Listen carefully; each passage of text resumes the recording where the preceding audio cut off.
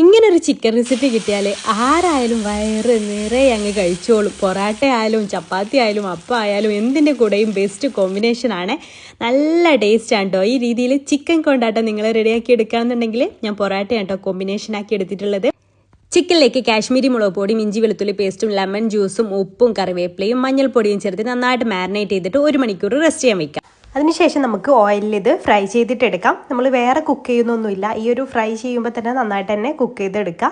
പിന്നെ ആ ഒരു ഓയിലിൽ നിന്ന് 2 ടേബിൾ സ്പൂൺ വേറെ പാനിലേക്ക് ഒഴിച്ചു കൊടുക്കുക. അതിലേക്ക് ഒരു 5 വറ്റൽമുളക് ചേർത്തിട്ടൊന്ന് വറുത്ത് മാറ്റി വെക്കുക. പിന്നെ ഒരു 25 ചെറിയുള്ളിയും അതിലേക്ക് കറിവേപ്പിലയും ചേർത്ത് നന്നായിട്ടൊന്ന് വഴറ്റിയെടുക്കുക കേട്ടോ. ആവശ്യത്തിന് ഉപ്പും ചേർത്ത് കൊടുക്കുക.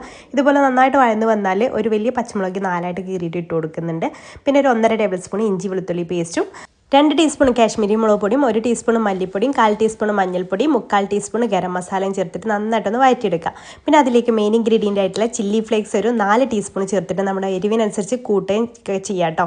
പിന്നെ ഒരു 4 ടേബിൾ സ്പൂൺ ടൊമാറ്റോ കെച്ചപ്പും 3/4 കപ്പ് വെള്ളവും ചേർത്തിട്ട് നന്നായിട്ട് തിളപ്പിച്ചെടുക്കുക. ഉപ്പ് വേണമെങ്കിൽ ഉപ്പും ചേർത്ത് കൊടുക്കുക. എന്നിട്ട് ചിക്കൻ ചേർത്തിട്ട് നന്നായിട്ടൊന്ന് മിക്സ് ചെയ്തെടുക്കുക. കുറച്ചുകൂടെ കറിവേപ്പിലയും ഒരു 1/2 മുറി ചെറുനാരങ്ങ നീരും നമ്മൾ ആദ്യം ഫ്രൈ ചെയ്ത് മാറ്റി വെച്ചിട്ടുള്ള വറ്റൽമുളകും ചേർത്ത് മിക്സ് ചെയ്തെടുത്താൽ നമ്മുടെ ചിക്കൻ കൊണ്ടാട്ടം റെഡി.